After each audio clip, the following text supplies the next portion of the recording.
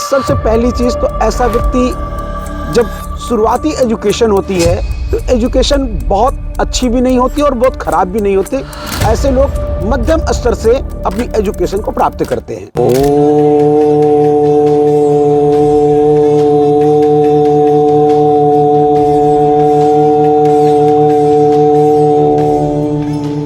आज इस प्रकृति की नेचर में आज एक ऐसी जन्मपत्री का विश्लेषण करने जा रहा हूं जिसमें कई महत्वपूर्ण चीजें, कई महत्वपूर्ण योग आपको बताएंगे।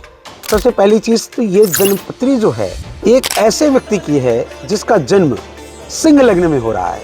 सिंह लग्न में जन्म लेना एक बहुत ही महत्वपूर्ण कार्य को कराता है। ऐसा जो व्यक्ति होता है वो बहुत ही स्वच्छंद स्वभाव का व्यक्ति होता है, क्योंकि सिंह लग्न पर यदि केतु बैठ जाए तो ऐसा व्यक्ति बहुत ही जिद्दी प्रवृत्ति का होता है। और इनकी एक कहावत होती है, ना काहू से दोस्ती ना काहू से बैर। इसमें सूर्य बुध बुधादित्य योग बना हुआ है, मकर का मंगल उच्च का होकर के बैठा हुआ है, शुक्र अपने ही राशि का होकर के बैठा हुआ है। तो इनकी जो कुंडली का योग बना, मैं क्रम वाइज से बताने की प्रयास करता हूं आपको कि सबसे पहली चीज तो ऐसा व्यक्ति जब शुरुआती एजुकेशन होती है तो एजुकेशन बहुत अच्छी भी नहीं होती और बहुत खराब भी नहीं होती। ऐसे लोग मध्यम स्तर से अपनी एजुकेशन को प्राप्त करते हैं। लेकिन जैसे ही इनकी एजुकेशन आगे बढ़ती है और ग्रेजुएशन करते हैं तो इनका जो मस्तिष्क है उनमें एक अपार समझने की, जो इस वायुमंडल पे एनर्जी होती है उसको पकड़ने की अद्भुत योग बना देता है।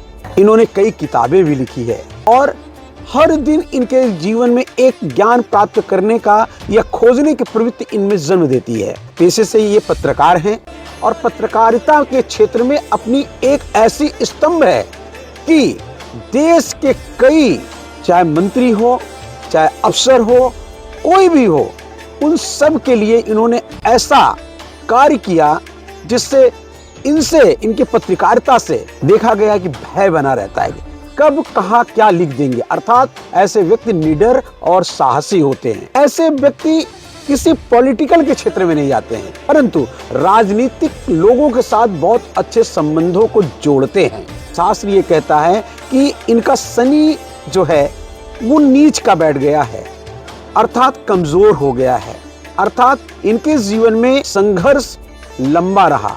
व्यक्ति के अंदर इतनी शक्ति थी, इतनी नेतृत्व करने की शक्ति थी, इतना ज्ञान की शक्ति थी, और वो आया कहां से? वो कुंडली में ऐसे योग बने हुए हैं जहां पर ऐसे व्यक्तियों को सफलता दी। ऐसे व्यक्ति के अंदर चाहे वो न्याय का क्षेत्र हो, ज्ञान का क्षेत्र हो, धर्म का क्षेत्र हो, मित्रता निभाने का क्षेत्र हो, इन क्षेत्रों में ऐसे व्यक्तियों की विशेष योग रहता है। ये देखा गया है कि जिस व्यक्ति की जन्मपत्री में बृहस्पति और शुक्र का एक साथ मिलन हो रहा हो और विवाह घर में ऐसे ग्रहों का योग बन रहा है, ऐसी दृष्टि पड़ रही हो, तो व्यक्ति की इंटरकास्ट शादी होती है। और आज इनकी शादी को भी 30 वर्ष हो चुके हैं। ये योग एक ऐसा योग है जो अभी निरंतर अपने प्रगति के क्षेत्र में कार्यरत हैं और सफलता की ऊंचाइयों की ओर बढ़ करके भी थोड़ा सा जीवन एक समान स्थिति की तरफ आया। अब धीरे धीरे उनका प्रयास फिर अच्छा हो रहा है। आज 2026 इनके लिए पुनः स्टार्ट हो चुका है। इनके जीवन में कई महत्वपूर्ण चीजें अब बदलाव आने के संकेत दे रहे हैं और किसी नए व्यवसाय कार्य के क्षेत्र में भी अच्छी सफलता को प्राप्त करेंगे। जय माता दी।